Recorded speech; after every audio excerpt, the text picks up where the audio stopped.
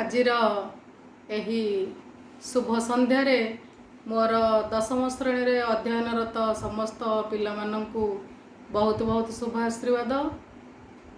ଦୁଇ ଦିନ ତଳେ ଆମେ ଦଶମ ଶ୍ରେଣୀର ଓଡ଼ିଆ ଜନ୍ମଭୂମି ପ୍ରବନ୍ଧ ପଢ଼ିଥିଲେ। ମୁଁ ଆଜି ପିଲାମାନେ ତୁମମାନଙ୍କୁ ସେଇ ଦଶମ ଶ୍ରେଣୀର ଜିଓଗ୍ରାଫିର ସମ୍ବଳ ବିଷୟରେ ତୁମକୁ କିଛି ପାଠ୍ୟପୁସ୍ତକ ବିଷୟରେ ସମ୍ବଳରେ କ'ଣ ସମ୍ବଳ କହିଲେ କ'ଣ ବୁଝ ତା ଉପରେ ମୁଁ ତୁମକୁ ପଢ଼େଇବି। ଆଜି ସମସ୍ତଙ୍କୁ ଶୁଭ ସନ୍ଧ୍ୟା। ଯାହା ହଉ ଆଜି ଭାରି ପିଲାମାନେ ଗୋଟେ ଶୁଭ ଦିନ।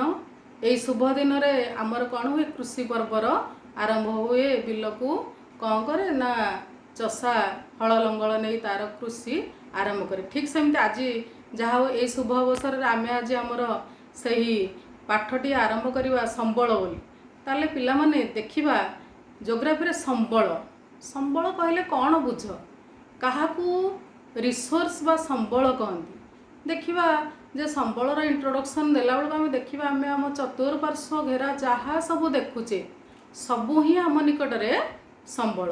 ପ୍ରକୃତି ତାର କୋଳରେ ଯେତେ ସବୁ ଜିନିଷ ସାଇତି ରଖିଛି, ମାଟି ହଉ, ପାଣି ହଉ, ପବନ ହଉ, ଜଳ ହଉ, ଶକ୍ତି ହଉ, ଜୀବଜନ୍ତୁ ହଉ, ଅରଣ୍ୟ ହଉ, ଏବଂ ଏଗୁଡ଼ିକ ସମସ୍ତଙ୍କୁ ଆମେ ଯଦି ନଜରରେ ନେବା ତାହେଲେ ଏଗୁଡ଼ିକ ସମସ୍ତେ ଆମ ପାଇଁ ଗୋଟିଏ ଗୋଟିଏ ସମ୍ବଳ। ଯଦି ସେମିତି ବି ଆମେ ବୁଝିବା, ଗୋଟିଏ ବାପା ମାଙ୍କ ନିକଟରେ ତାର ପୁଅ ଝିଅ ଗୋଟିଏ ସମ୍ବଳ, ଏବଂ ଆମ ଶିକ୍ଷକଙ୍କ ନିକଟରେ ତାର ପିଲାମାନେ ହେଉଛନ୍ତି ଗୋଟିଏ ସମ୍ବଳ। ତେଣୁ ସମ୍ବଳ ବିନା ଆମେ କେବେ ବଞ୍ଚିପାରିବା ନାହିଁ। ତେଣୁ ଯାହାକୁ ଚାହିଁବା, ଯେତେ ଆମେ ଦେଖୁଛେ ଚତୁଃପାର୍ଶ୍ୱ ଘେରା ସବୁଜ ବନାନୀ ସବୁ ଆମର ସମ୍ବଳର ଅନ୍ତର୍ଭୁକ୍ତ। ତେଣୁ ପାଠରେ ଦେଖିବା ଏଇ ସମ୍ବଳଟା ଆମର କ'ଣ ଆବଶ୍ୟକ କରେ ଏବଂ ସମ୍ବଳ ବୋଲେ କହିଲେ କ'ଣ ବୁଝ ଏବଂ ତାର ବିକାଶ କାହିଁକି ଆମର ଆବଶ୍ୟକ।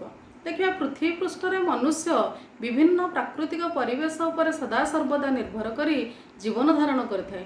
ଏଇ ସବୁଜ ବନାନୀ ଘେରା ଆମର ଏଇ ଯେଉଁ ପୃଥିବୀ ପୃଷ୍ଠରେ ଯେତେ ସବୁ ରହିଛି ସବୁ ଆମେ କାହାକୁ ହେଲେ ତିଆରି କରିନେ, ସବୁ ହିଁ ଈଶ୍ୱର ଦତ୍ତ ବା ପ୍ରକୃତିର ଦାନ। ତେଣୁ ଯାହାକୁ ନେଇ ଆମେ ଜୀବନ ଧାରଣ କରୁଛେ, ଚତୁଃପାର୍ଶ୍ୱରେ ପରିବେଶରେ ବିଭିନ୍ନ ପ୍ରକାରର ଜିନିଷ ରହିଛି, ଆମେ ତାକୁ କେମିତି ଉପଭୋଗ କରୁଛେ ପିଲାମାନେ, ପରୋକ୍ଷରେ ଉପଭୋଗ କରୁଛେ, ପ୍ରତ୍ୟକ୍ଷରେ ମଧ୍ୟ ଉପଭୋଗ କରୁଛେ। ତାହେଲେ ପ୍ରତ୍ୟକ୍ଷ ସମ୍ବଳ କହିଲେ ଆମେ ଜାଣିବା ଯାହାକୁ ଆମେ ମାନେ ଯେଉଁ ସମ୍ବଳ ଗୁଡ଼ିକୁ ଆମେ ନିଜେ ନିଜେ କୌଣସି କାହାର ସାହାଯ୍ୟ ନ ନେଇ ବ୍ୟବହାର କରୁଛେ। ଉଦାହରଣ ସ୍ୱରୂପ ପାଣି, ଜଳ ଆମେ ତାକୁ ତିଆରି କରିଛେ କି, ଏଗୁଡ଼ିକ ପ୍ରକୃତିଦତ୍ତ। ତେଣୁ ଯାହା ଆମର ପ୍ରତ୍ୟକ୍ଷ ବ୍ୟବହାରରେ ଆସେ ତାକୁ ଆମେ ପ୍ରତ୍ୟକ୍ଷ ସମ୍ବଳ କହିବା, ଯାହା ପରୋକ୍ଷ ବ୍ୟବହାରରେ ଆସେ ତାକୁ ଆମେ ପରୋକ୍ଷ ସମ୍ବଳ କହିବା। ତାହେଲେ ଜୀବନଯାପନର ଆବଶ୍ୟକତା ପୂରଣ କରିବା ପାଇଁ ତ ଆମର ସମ୍ବଳ ଏକାନ୍ତ ଆବଶ୍ୟକ। ଏତଦ୍ୱାରା ଜୀବନଶୈଳୀ ମଧ୍ୟ ଆମର ଉନ୍ନତ। ତେଣୁ ଉକ୍ତ ସାମଗ୍ରୀ ଗୁଡ଼ିକ ପ୍ରାକୃତିକ ଭୌତିକ ଗୁଣରେ ପର୍ଯ୍ୟାୟକ୍ରମେ କେତେକ ପରିବର୍ତ୍ତନ ପରିଲକ୍ଷିତ। ଉଦାହରଣ ସ୍ୱରୂପ ଆମେ ଦେଖିବା ପ୍ରତ୍ୟକ୍ଷ ଭାବରେ କେତେ ସମ୍ବଳ ଆମେ ବ୍ୟବହାର କରୁଛେ, ପରୋକ୍ଷ ମନେକର ଗୋଟେ କାଠଟାକୁ କ'ଣ ଆମେ ଡାଇରେକ୍ଟ କାଠଟିକି କେମିତିରେ ବ୍ୟବହାର କରୁଛେ, ଚୁଲିରେ ନେଇକି ଜାଳୁଛେ, ରନ୍ଧାବଢ଼ା କରୁଛେ, ସେଇଟା ଗୋଟେ ପ୍ରକାର। କିନ୍ତୁ ଏଇ କାଠ ତ ଖାଲି ଚୁଲି ଜଳାରେ ସାହାଯ୍ୟ କରୁନି, ଏଇ କାଠରୁ ଆମେ କ'ଣ କରୁଛେ ନା ବିଭିନ୍ନ ପ୍ରକାରର ଉପକରଣ ତିଆରି କରୁଛେ। ମନେକର ଖଟ କଲେ, ସିନ୍ଦୁକ କଲେ, ପଲଙ୍କ କଲେ, ଆଲେଣା କଲେ। ତେଣୁ ଏଗୁଡ଼ିକ ପରୋକ୍ଷ ହୋଇଗଲା, କିନ୍ତୁ କାଠଟା ରହିଲା ପ୍ରତ୍ୟକ୍ଷ ଭାବରେ। ମନେକର ଅଟାଟେ ଆଣିଲେ, ଅଟାଟାକୁ ଯଦି ଆମେ ପ୍ରତ୍ୟକ୍ଷରେ ନେବା ରୁଟିଟା ହେଉଛି ପରୋକ୍ଷ। ସେମିତି ସୂତାଟାକୁ ଯଦି ଆମେ ପ୍ରତ୍ୟକ୍ଷରେ ନେବା ଲୁଗାଟା ହେଲା ପରୋକ୍ଷ। ସେମିତି ଏଇ ବିଭିନ୍ନ ପ୍ରକାର ଯନ୍ତ୍ରାଂଶ, ଗୃହ ଉପକରଣ ଇତ୍ୟାଦି ପ୍ରସ୍ତୁତ ଓ ବ୍ୟବହୃତ ହୋଇଥାଏ। ତେଣୁ ଏଇଭଳି ଆମେ ଆମର ଆବଶ୍ୟକତା ପୂରଣ ଲାଗି ପିଲାମାନେ କ'ଣ କରୁଛେ ନା ପୃଥିବୀ ପୃଷ୍ଠ ଉପରେ ପ୍ରତ୍ୟକ୍ଷ ଏବଂ ପରୋକ୍ଷ ଭାବରେ ନିର୍ଭର କରୁଛେ ଏବଂ ସେଗୁଡ଼ିକ କ'ଣ ହୁଏ ନା କେତେବେଳେ ମୂଲ୍ୟବାନ ହୋଇଥାଏ। ତାହେଲେ ବର୍ତ୍ତମାନ ଏଥିରୁ ଦେଲା ପ୍ରାକୃତିକ ପରିବେଶ ମଧ୍ୟରେ ଅବ୍ୟବହୃତ କିମ୍ବା ଅଜ୍ଞାତ। ଆହୁରି ଆମେ ଦେଖିବା ପ୍ରାକୃତିର ପରିବେଶ ଭିତରେ କେତେ ଗୁଡ଼ିଏ ସମ୍ବଳ ରହିଛି, ତାହା ଆମର ଜ୍ଞାତ ସାରରେ ରହିଛି ପିଲାମାନେ, ପୁଣି ଅଜ୍ଞାତ ସାରରେ ମଧ୍ୟ ରହିଛି। ମନୁଷ୍ୟ ଯାହାର ସନ୍ଧାନ କରି ବିଭିନ୍ନ କାର୍ଯ୍ୟ, ତେଣୁ ଯେଉଁଗୁଡ଼ିକ ପ୍ରାକୃତିରେ ଲୁଚିକିରି ରହିଗଲା ତାକୁ ଆମେ କ'ଣ କହିଦେଉଛେ, ଗଚ୍ଛିତ ସମ୍ବଳ ହେଇକି ରହିଛି, ସେଗୁଡ଼ିକ ଆମର ବ୍ୟବହାରରେ ଜମା ଆସିନି, ହୋର୍ଡିଂ ହେଇକିରି ରହିଛି। କିନ୍ତୁ ମନୁଷ୍ୟ ଯେତେବେଳେ କ'ଣ କରେ ନା ଏଇ ପ୍ରାକୃତିକ ସମ୍ବଳକୁ କ'ଣ କରେ ନା ସନ୍ଧାନ କରେ, କେଉଁଠି ରହିଛି ଲୁଚିକି ତାକୁ ଖୋଜିକିରି ବାହାର କରେ। ତେଣୁ ସେତେବେଳେ ସବୁ ତ ପ୍ରକୃତି ଭିତରେ ଲୁଚିକି ରହିଛି, କିନ୍ତୁ ପ୍ରକୃତି ଭିତରେ ରହିଛି ପ୍ରତ୍ୟକ୍ଷ ଭାଗରେ। मनुष्य तार ज्ञान तार बुद्धि बल जितेबाला कौन करे ना ताकू किसी अलग रूप दे दिए सेटा परोक्ष संबल हो जाए। तेणु जो देश जेते संबल एम मन रखा जे यही संबल गुड़ाक आमर पृथ्वी पृष्ठर गंताघरे गच्छित हो रही जो देश तार संबल जो देशर संबल तार पृथ्वी पृष्ठ भितर बा जो देशर संबल जेते गच्छित हो रही जो देश जेते अधिक संबल रही से देश हूँ सेतिकी उन्नतशाली बा सेतिकी विकसित देश बोली कहवा। तेणु देशर अर्थनैतिक अवस्था तेणु एथिरु मन रख यही संबल उपरे आम देशर अर्थनैतिक अवस्था मध्य निर्भर करे। तेणु जो देशर संबल जेतिकी उन्नत से देश सेतिकी विकसित तार संबल एवं तार अर्थनैतिक प्रगति मध्य सेतिकी उन्नत एवं समृद्ध एवं विकसित। यही संबल गुड़िक मध्य केतेक संबल आम कौन करवा ना सादा सड़क व्यवहार करा बेले अन्य केतेक संबल गुड़िक विभिन्न पारे। तेणु केतेगुड़े तो मुझे कहली तुमको बुझीपार केतेगुड़े आम साधा सीधा माने सड़क भाव में व्यवहार कर पकाउचे एवं आउ केते रहिला ताको आम टिके रूपांतरीकरण करुचे। मनकर माटीटे रहिला आम माटी मनकर गोटे माटीटा को नेले ता देहरे गोटे पात्रटे निर्माण करदे अर्थात कंचा माटीटा थिला ए कंचा माटी आम माठिया तैयारी कले कि विभिन्न प्रकार शौकीन द्रव्य तैयारी कले ताले तार रूपांतरकरण करदेले। तेणु यही रूपांतर प्रक्रिया प्राकृतिक परिवेशर प्रकृति मनुष्य प्राद्योग्य अनुष्ठान मध्य थिबा परस्पर निर्भरशील। तेणु आम देखा जदि खाली संबल को आम नवा देखिब तुमर बहिरे देछि जे गोटे त्रिभुज आकार पिला माने गोटे छवि कर देछि त्रिभुजर ऊपर रहिला कौन प्रकृति जदि ऊपर शीर्ष रहिला प्रकृति तार तलुकू द्विपार्श्वर रोचे गोटे प्राद्योग्य आ गोटे रोचे अनुष्ठान एवं मनुष्यटा रहीगला मझिरे ताले मनुष्य प्रकृति अनुष्ठान प्राद्योग्य। ताले देखिबा संबल उपरे किए किए समस्त निर्भरशील ना संबल उपरे मनुष्य निर्भर करुची संबलटा प्रकृति प्रकृति उपरे आमे निर्भर करुचे यही संबलटा उपरे प्रकृति मनुष्य अनुष्ठान प्राद्योग्य मध्य आत्मा। तेणु परस्पर परस्पर भितर निर्भरशील। ताले एटा को आमे भल भाव में बुझेले केमिति बुझेबा ना किए केमिति कहा उपर निर्भरशील। मनकर माटी अच्छी माटी आम गोटे जिनसटे तैयारी करदेले सेटा प्रकृति आम पाइले एवं यही जिनिस गुड़ाक जिते अधिक अधिक अधिक मनकर गोटे कारीगर से काठ को आणिला काठरे किसी जिनिस शौकीन द्रव्य तैयारी कला तापर तैयारी कर सारा पर से कौन से घरे रखिबो कि पुणी नब तापाई गोटे अनुष्ठान दरकार से बिकिब तेणु तापर तार गोटे शिल्प दरकार। तेणु एमिति परस्पर परस्पर भितर निर्भरशील हेले जाकि संबलटा कौन करिवो ना धीरे धीरे पिला माने विकसित हेब। आस अनेक भावती जे संबल होची प्रकृतिर एक मुक्त दान सत कथा प्रकृतिर गोटे संबलटा को कौन गोटे मुक्त दान मात्र यह यथार्थ नुहे। संबल होची मानवीय कार्यकलाप एक क्रियात्मक वस्तु। तेणु प्रकृत गोटे अर्थरे आम जदि कहवा संबल कहले कौन बुझ ना संबल होची मानवीय कार्यकलापर एक क्रियात्मक वस्तु। तापर देख ताले संबल व्यवहार क्षेत्र में मनुष्य रो तेणु खाली तो संबलटा रहीगले होनी आम कौन कर सबू जंत्रपाति क्या द्वारा परिचालित मनुष्य मान द्वारा परिचालित। तेणु आम देखा मनुष्य ही गोटे मानव संबल बोली ताको आम कहवा जेते सबू संबल रही जदि मनुष्यर कौथिरे हाथ न बाजे ताले से सब अचल ही रही। तेणु मनुष्य को एठी संबलर कौन ना प्रथम स्रष्टा बोली कहुए उपभोक्ता और क्षयकारी शक्ति भाव में विचार कराए। तेणु अर्थनैतिक भूगोल में मनुष्य को एक मुख्य कर्ता भाव में निए। तेणु पिला माने मन रख जदि मु पचारि तुमको ताले मनुष्यटा कौन ना तुम निश्चित भाव में कहीपर मनुष्य ही गोटे संबल एवं संबलर उन्नतीकरण केमिति हम ना मनुष्यर हाथ बाजे। तेणु मनुष्य एठी तार संबलर मुख्य कर्ता तापर से मनुष्य को मध्य एक संबल बोली कहुए। तेणु अलग अर्थरे जदि पिला माने मु तुमको पचारि मानव संबल ताले मानव संबल माने कौन कहल ना जेउठी अधिक मानव कौन करती ना संबल गुड़िक नहीं विभिन्न प्रकार प्रत्यक्ष संबल गुड़िक नहीं विभिन्न क्षेत्र में रूपांतरीकरण करती ताको मानव संबल कहता। मानव नहेले संबलर किसी उपयोगिता आसबनी कि उपभोग किसी आसबनी। तेणु कौन देशर लोक मानकर जीवन धारणर मान उक्त देशर संबल ताहले एतिकी मन रख।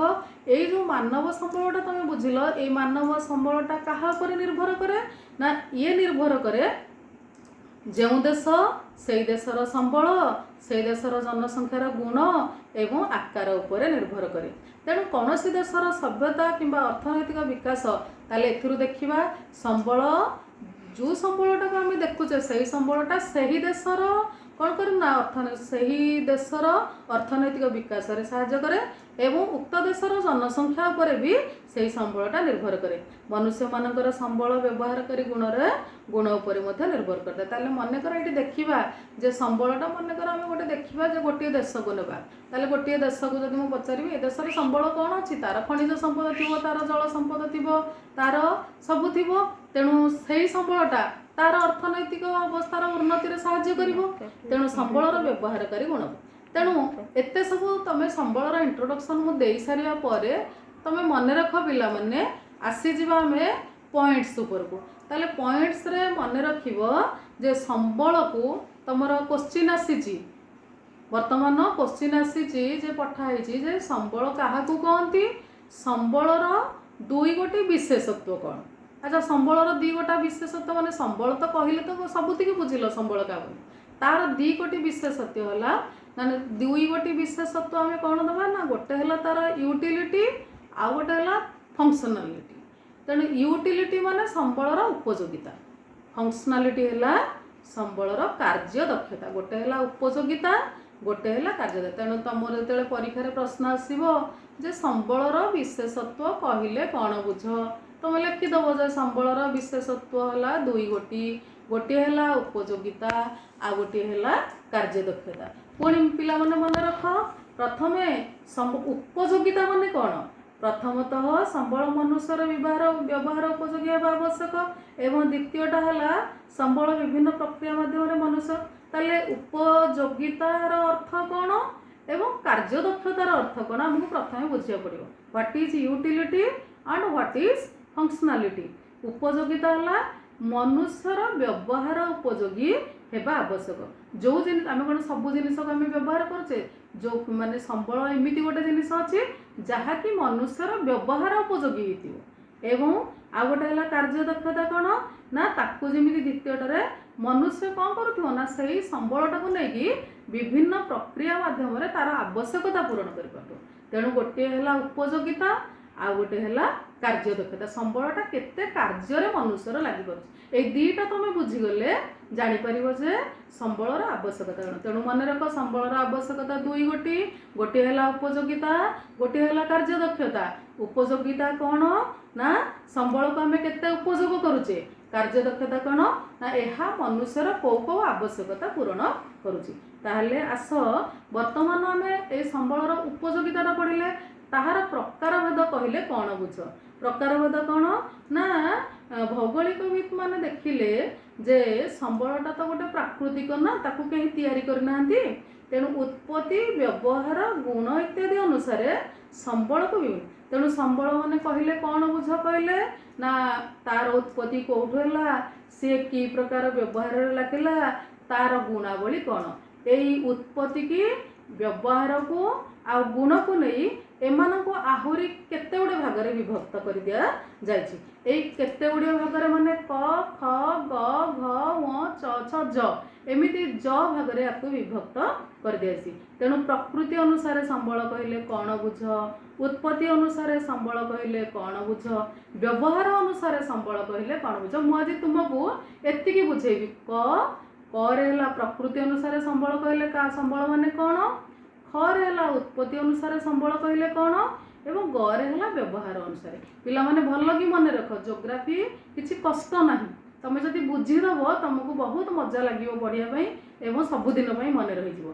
देखा ताले जदि तुम उपयोगिता जी बुझीव सी आवश्यकता मान कार्यदक्षता बुझी आस उत्पत्ति गुण और व्यवहार दृष्टि यहाँ केमी व्यवहार कराला बर्तमान देखा प्रकृति अनुसार संबल कहले कौन बुझ अच्छा प्रकृति कहला माने प्रकृतिटा को कहीं तैयारी करना प्रकृति हूँ ईश्वरंकर प्रदत्त तेणु आम देखा प्रकृति अनुसार संबल हूँ तीन भाग विभक्त मन रख प्रकृति बा प्राकृतिक संबल तीन भाग विभक्त गोटे हाँ प्रकृति अनुसार संबल तीन भाग विभक्त एक प्राकृतिक संबल दुई रे सांस्कृतिक संबल तीन रे मानव संबल ताहले मन रख प्रथमे तुम मन रखिल तार विशेषत्व कौन विशेषत्व गला उपयोगिता कार्यदक्षता एवं प्रकृति अनुसार संबल तीन भाग विभक्त है प्राकृतिक संबल क्या कहुए ना प्रकृति रे थिबा जो पदार्थ शक्ति द्वारा मनुष्य प्रत्यक्ष और परोक्ष भाव में व्यवहार करे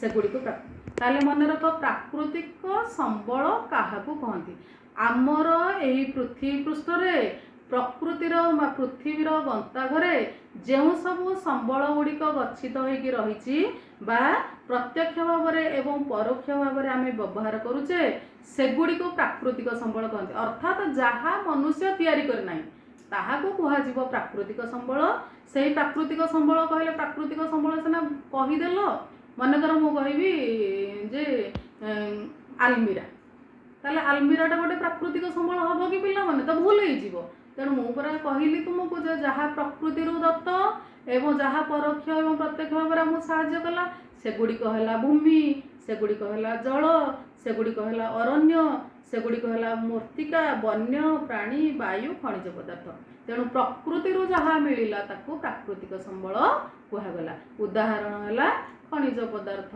जल अरण्य जीवजंतु पृथ्वी इत्यादि माटी इत्यादि इत्यादि भू भी गोटे संबल हम गला जहाँ कि आम तैयारी करना आस प्राकृतिक प्रकृति अनुसार प्राकृतिक संबल बुझिल तार बीट टूटा है सांस्कृतिक संबल क्या कहती कल्चरल रिसोर्सेस सभ्यतार विकास भूमि रे मनुष्य निजर दक्षता और कारीगरी ज्ञान कौशल माध्यम प्राकृतिक संबल को रूपांतरित करी सही भाव में रूपांतरित करी किंबा सही परि भाव में विभिन्न उपाय व्यवहार उपयोगी करि पारछि तेणु विभिन्न मनुष्यकृत सांस्कृतिक अर्थनैतिक अनुष्ठान ताले पिला माने एठी आस बहीटारे जहाँ देछि आमे ताकु टिके भल भाव में सरलीकरण करदेबा कौन ना प्राकृतिक तो हला प्रकृति दत्त आसीज जो सांस्कृतिक माने आम ये बुझानी ये सांस्कृतिक कार्यक्रम नाच गीत डांस एगुड़ा नुह सांस्कृतिक संबल मीनिंग है प्राकृतिक संबल को नहीं भलगिरी बुझ प्राकृतिक संबल को नहीं आमे ताकू गोटे रूपांतरीकरण करदेबा अर्थात से प्राकृतिक संबल को मनुष्य उपयोग करिवो बा व्यवहार करी विभिन्न प्रकार सांस्कृतिक बा अर्थनैतिक अनुष्ठान तैयारी करिवो यथा कौन ना गोटे शिल्प अनुष्ठान तैयारी करिवो गोटे शिक्षानुष्ठान तैयारी करिवो गोटे स्वास्थ्य अनुष्ठान तैयारी करिवो गमनागमन वाणिज्य अर्थ लगाण अर्थ संचालन सामाजिक राजनैतिक अनुष्ठान इत्यादि कौन है ना आमर सांस्कृतिक संबल आउ थे कहीदे पिला माने द्वितीय बार प्राकृतिक संबल तुमको टिके इजी हो सांस्कृतिक बेल को तुमको आउ टे मुंड खर्च करने कौन पड़ो ना सांस्कृतिक संबल कहले कौन बुझ जिते क्वेश्चन आसीज तुम सांगे सांगे तुम मुंड खर्च कर खटेब जे कौन ना सांस्कृतिक संबल माने सार आमको कहते कि दीदी आमको कहते प्राकृतिक संबल को नब प्राकृतिक संबल को व्यवहार करी ताकू कौन कर ना विभिन्न प्रकार अनुष्ठान तैयारी शिल्पानुष्ठान शिक्षानुष्ठान गमनागमन वाणिज्य परिवहन सामाजिक राजनैतिक अर्थनैतिक जहाँ कर ताहा ही है सांस्कृतिक संबल उदाहरण ताले पिला माने सांस्कृतिक संबल कहले कौन बुझ भी बुझीपार लिखिदेव सांस्कृतिक संबल माने प्राकृतिक संबल को व्यवहार करी मनुष्य जो अनुष्ठान गुड़ी को तैयारी करे ताहाको सांस्कृतिक संबल कहुए उदाहरण स्वरूप शिक्षानुष्ठान स्वास्थ्य वाणिज्य अर्थनैतिक अर्थ संचालन सामाजिक राजनैतिक अनुष्ठान इत्यादि इत्यादि आस सेकेंड फास्ट गला प्रकृति अनुसार प्राकृतिक संबल क्या कहती द्वितीय गला सांस्कृतिक संबल क्या कहती तृतीय पढ़ा मानव संबल कहले କ'ଣ ବୁଝ। ପିଲାମାନେ ମନୁଷ୍ୟର ହାତ ଯୋଉଠି ନ ଲାଗିବ ସମ୍ବଳ ସେମିତି ପଡ଼ି ରହିଥିବ। ତେଣୁ ମନୁଷ୍ୟକୁ ସ୍ୱତନ୍ତ୍ର ଭାବରେ ଗୋଟିଏ ପ୍ରାକୃତିକ ସବୁ ସମ୍ବଳର ଶ୍ରେଷ୍ଠ ବୋଲି କୁହାଯାଏ ମାନବ ସମ୍ବଳ। ମନୁଷ୍ୟ ତାର ପରିବେଶ ଓ ସାଂସ୍କୃତିକ ସଂଗଠନର ମିଳିତ ପ୍ରକ୍ରିୟାରେ ସମ୍ବଳ। ତାହେଲେ ମାନବ ସମ୍ବଳଟା ବୁଝିବା ପାଇଁ କିଛି କଷ୍ଟ ନାହିଁ ପିଲା।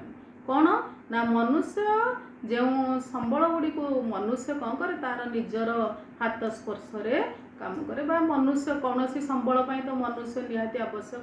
ତେଣୁ ମନୁଷ୍ୟକୁ ମାନବ ସମ୍ବଳ କୁହାଯାଏ। ଆଉ କ'ଣ ତାହେଲେ ଦେଖିବା। ତେଣୁ ମନୁଷ୍ୟ ବିଭିନ୍ନ ପ୍ରକାର ପ୍ରାକୃତିକ ସମ୍ବଳକୁ ନେଇ ପୁଣି କ'ଣ କରେ ନା ଗୋଟେ ସଂଗଠନ ତିଆରି କରେ। ସେଇ ସଂଗଠନକୁ କ'ଣ କୁହାଯାଏ ନା ଉତ୍ପତ୍ତି। ତାହେଲେ ଗୋଟେ ତ ଗଲା ପ୍ରକୃତି ଅନୁସାରେ ସମ୍ବଳ 3 ଭାଗରେ ବିଭକ୍ତ ହୋଇଗଲା। ବର୍ତ୍ତମାନ ସମ୍ବଳଟା କେମିତି ଉତ୍ପତ୍ତି ହେଉଛି। ଉତ୍ପତ୍ତି ମାନେ କ'ଣ ତିଆରି ହେବ, ଗୋଟେ ଉତ୍ପତ୍ତି ହେଲା, ଗୋଟେ ସୃଷ୍ଟି ହେବା। ତାହେଲେ ସୃଷ୍ଟି ମାନେ କ'ଣ ଏଇ ଉତ୍ପତ୍ତି ଅନୁସାରେ ସମ୍ବଳଟା ବିଭକ୍ତ ହୋଇଗଲା ମାତ୍ର 2ଟି। ବୁଝିବାକୁ ପୁରା ସୁଜା। କ'ଣ ସମ୍ବଳ ନା ଜୈବ ସମ୍ବଳ, ଅଜୈବ ସମ୍ବଳ। Biotic resources, abiotic resources. ତାହେଲେ ଦେଲା ଜୈବ ସମ୍ବଳ ମାନେ ବୁଝିପାରୁଥିବ ଯେ ଜୈବ ମଣ୍ଡଳରେ ଅନ୍ତର୍ଗତ ସଜୀବ, ଜୈବ ଅଜୈବ। ତମେ ବିଜ୍ଞାନ ମାନଙ୍କରେ ପଢୁଥିବ କୋଉଟାକୁ ଜୈବ ବସ୍ତୁ କହନ୍ତି, କୋଉଟା ଅଜୈବ ବସ୍ତୁ କହନ୍ତି। ଜୈବଟାକୁ ଜୈବ ମିନ୍ସ ସଜୀବ, ଯାହାଙ୍କର ଜୀବନ ଅଛି। ଅଜୈବ ମାନେ ଅଜୈବିକ ସମ୍ବଳ ମାନେ ଯାହାର ଜୀବନ ନାହିଁ। ଏତିକି ବୁଝିଦେଲେ ଜଣେ ଜୈବ ସମ୍ବଳ କ'ଣ। ତାହେଲେ ଉତ୍ପତ୍ତି ଅନୁସାରେ ଯେତେବେଳେ ସମ୍ବଳଟା 2 ଭାଗରେ ବିଭକ୍ତ ହୋଇଗଲା ଆମେ ତାକୁ ଲେଖିଦେବା କ'ଣ ନା 1 ହେଲା ଜୈବ ସମ୍ବଳ, 2 ହେଲା ଅଜୈବ ସମ୍ବଳ। ଜୈବ ସମ୍ବଳ ମିନ୍ସ ଯାହାର ଜୀବନ ଅଛି ତାକୁ ଜୈବ ସମ୍ବଳ କୁହାଯାଏ।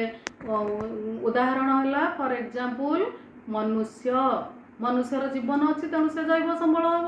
ଆମେ କାଠଟାକୁ କହିବା କି ଜୈବ ସମ୍ବଳ ବୋଲି, ଲୁହାଟାକୁ କହିବା କି ଜୈବ ସମ୍ବଳ ନା। ମନୁଷ୍ୟ ହେବ, ଆଉ କ'ଣ ହେବ ପ୍ରାଣୀ ହେବ, ଉଦ୍ଭିଦ ମାନଙ୍କର ଜୀବନ ଅଛି ସେମାନେ ହେବେ, ବିଭିନ୍ନ ପ୍ରକାର ଅଣୁ ଜୀବ, ଛୋଟ ଛୋଟ କୀଟ ପତଙ୍ଗ, ପଶୁ ପକ୍ଷୀ, ମାଛ ପକ୍ଷୀ ଏଗୁଡ଼ିକ ସବୁ ହେବେ ଆମର ଜୈବ, ଯାହାର ତ ଜୀବନ ଅଛି। ଆଉ ସେମିତି ଆସିଯାଅ ନେକ୍ସଟ ତାର ଜୈବଟାକୁ ପୁଣି ତାର ଅପୋଜିଟଟାକୁ ପଳେଇ ଆସିଲେ ଅଜୈବ, ଜୈବ, ଅଜୈବ, ସୁଖ ଦୁଃଖ ଯେମିତି ସେମିତି ଜୈବ ଗୋଟେ ହେଲେ ଅ ଲଗେଇଦେଲେ ଅଜୈବ ହେଇଯିବ। ଅଜୈବ ମିନ୍ସ କ'ଣ ବୁଝି ଯାଉଥିବ ତମେ ଯେ ଗୋଟାକୁ ଯଦି ଆମେ ଜୀବନ ଅଛି ବୋଲି ନେଲେ ଆଉ ଗୋଟାକୁ ବୁଝିଦେବ ଜୀବନ ନାହିଁ ତା ମାନେ ଅଜୈବିକ ସମ୍ବଳ। ଆଉ କ'ଣ ତେଣୁ ଏଗୁଡ଼ିକ ଅଜୈବ ବା ଜୀବନ ନାହିଁ ମିନ୍ସ ଯାହା ନିର୍ଜୀବ ପଡ଼ି ରହିଛି ପ୍ରକୃତିରେ, ତାକୁ ତାର ନିଶ୍ୱାସ ଯାଉନି କି ପ୍ରଶ୍ୱାସ ଯାଉନି କି ସେ ଗୋଡ଼ ହାତ ହଲଉନି କିଛି। ତାହେଲେ ସେଇଭଳିଆ ଜିନିଷଟାକୁ ଆମେ ପ୍ରାକୃତିକ ସମ୍ବଳର ଅନ୍ତର୍ଭୁକ୍ତ କରିଦେଲେ ହେଇଯିବ। ପ୍ରାକୃତିକ ସମ୍ବଳରେ ଯାହା ଥିଲା ଏଠିକି ସେଇଟା ପଳେଇ ଆସିବ। କ'ଣ ନା ଭୂମି, ଆଉ ଗୋଟେ କ'ଣ କହିଲ ଶିଳ୍ପ, ଭୁଲ କହିଦେଲି, ଭୂମି ଶିଳା, ଶିଳା ମାନେ ପଥର, ଭୂମି ଶିଳା ଜଳ ମୃତ୍ତିକା ଖଣିଜ ପଦାର୍ଥ ଇତ୍ୟାଦି। ତାପରେ ଆସିଯାଅ ଆଉ ଗୋଟିଏ ପଢ଼େଇ ଦେଉଛି। ଗୋଟିଏ ପଢ଼େଇଲି ପ୍ରକୃତି ଅନୁସାରେ ସମ୍ବଳ 3 ଭାଗରେ ବିଭକ୍ତ, ମନେ ରହିଲା ନା ନାହିଁ। ଗୋଟେ ହେଲା ପ୍ରାକୃତିକ ସମ୍ବଳ, ଆଉ ଗୋଟେ ହେଲା ସାଂସ୍କୃତିକ ସମ୍ବଳ, ଆଉ ଗୋଟେ ହେଲା ମାନବ ସମ୍ବଳ। ନେକ୍ସଟ ତାପରକୁ ଆସ ଉତ୍ପତ୍ତି ଅନୁସାରେ ସମ୍ବଳ ଏଗେନ୍ ଡିଭାଇଡେଡ୍ ଇଣ୍ଟୁ 2। ଗୋଟେ ହେଲା ଅଜୈବିକ ଅଜୈବ, ଆଉ ଗୋଟେ ହେଲା ଜୈବ, ଦେନ୍ ଅଜୈବ। ଜୈବ ହେଲା ବାୟୋଟିକ୍, ଅଜୈବ ହେଲା ଆବୟଟିକ୍। ତାପରେ ଆସ ବର୍ତ୍ତମାନ ବ୍ୟବହାର ଓ ସୁଲଭତା। ସମ୍ବଳଟାକୁ ଆମେ କେମିତି ବ୍ୟବହାର କରୁଛେ। ତାହେଲେ ବ୍ୟବହାରକୁ ନେଲେ ଗୋଟେ ଜିନିଷ ପିଲାମାନେ ବାରମ୍ବାର ବ୍ୟବହାର କଲେ ସରିବ ନା ନାହିଁ, ସରିବ। ତେଣୁ ଯେହେତୁ ସରିଗଲା ସେ ସରନ୍ତି ସମ୍ବଳ। ଆଉ ଗୋଟେ ଜିନିଷ ଅଛି, ଏଭଳି ଗୋଟେ ଜିନିଷ ପିଲାମାନେ କହିଲ ଯାହାକୁ କି ବ୍ୟବହାର କଲେ ସରେ ନାହିଁ, କହିପାରିବ କେହି ବି କହିପାରିବନି। ମାଟି, ମାଟି ଗୋଟେ ଏମିତି ଗୋଟେ ପଦାର୍ଥ ଯାହାକୁ ଜଳ ସରିଯାଉଛି, ଜଳ ଭୂମି ତଳକୁ ତଳକୁ ତଳକୁ ତଳକୁ ପଳେଇ ଯାଉଛି, ଆମେ ବୋରୱେଲ କରିଦେବା। କିନ୍ତୁ ଏଭଳି ଗୋଟେ ପଦାର୍ଥ ତମେ ମାଟି ଯେତେ ଖୋଳିବ ସେଇ ମାଟି ହିଁ ବାହାରୁଥିବ। ତାହେଲେ ଦେଖ ଅସରନ୍ତି ସମ୍ବଳକୁ ତାର ଅଲଗା ଅର୍ଥରେ ଅସରନ୍ତି ମିନ୍ସ ଅସରନ୍ତି ଅକ୍ଷୟ, ସରନ୍ତି ସୀମିତ। ତାପରେ এই ଯୋଡ଼ିକ ପଢ଼ିବା। ଦେଖ ଅସରନ୍ତି ସମ୍ବଳ କାହାକୁ କହନ୍ତି ନା ଯେଉଁ, ଏଟା ପୁରା ସୁଜା ପିଲାମାନେ ତୁମମାନେ ବୁଝିବା ପାଇଁ ମୁଁ ଅତି ସରଳକରଣ କରିକି ବୁଝେଇ ଦେଉଛି ଯେ ବ୍ୟବହାର ଦୃଷ୍ଟିରୁ ସୁଲଭତା ଦୃଷ୍ଟିରୁ କ'ଣ କରନ୍ତି ନା ସମ୍ବଳକୁ 2 ଭାଗରେ ବିଭକ୍ତ କରାଯାଇଛି। ଗୋଟିଏ ହେଲା ସରନ୍ତି ସମ୍ବଳ ବା ଅସରନ୍ତି ସମ୍ବଳ ବା ଅକ୍ଷୟ ସମ୍ବଳ। ଅସରନ୍ତି ଯାହା ଅସରନ୍ତି ମିନ୍ସ ସେଠି ଗୋଟେ ଲାଗିଯାଇଛି ମିନ୍ସ ସରେ ନାହିଁ ଯାହା, ତାହା ଅସରନ୍ତି। क्षय हुए नहीं जहा ताहा अक्षय तेणु न क्षय अक्षय न सरंती असरंती तेणु जो ताले एथिरु आमे बुझी जिबा जे जेउ संबल गुड़िक बारंबार व्यवहार करिया द्वारा आमे आमे संबल गुड़िक बारंबार व्यवहार करिया द्वारा जहा सरे नाही पिला माने ताकू असरंती संबल बा अक्षय संबल सेमिति संबल किए कहला सरेनी माटीटा सरे नाही सूर्यंकर शक्ति बा सौर शक्ति सरे नाही वायु सरे नाही पवन सरे नाही एगुड़िक है असरंती संबल बा अक्षय संबल एवं आउ गोटे है सरंती संबल बा सीमित कनफाइंड किछि अल्प है सरीजीव व्यवहार करदेला माने सरीजीव ताकू कहती कौन ना सरंती संबल बा सीमित ताले ताकू मु बुझे दउची सुन जेमिति बुझिल असरंती जहा सरे नाही ताकू उलटे देवा जस्ट अपोजिट गोटे सरीगला आ गोटे सरिलानी तेणु सरीगला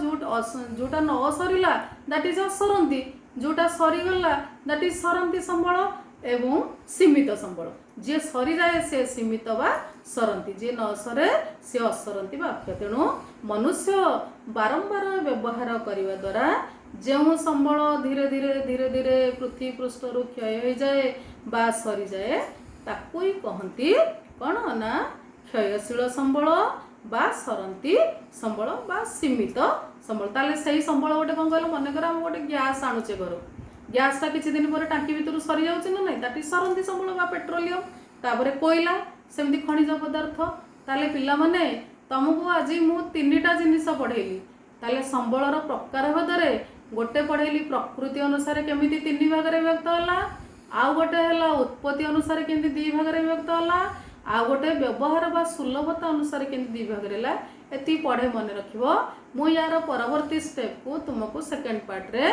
पुणी पढ़ेबी धन्यवाद।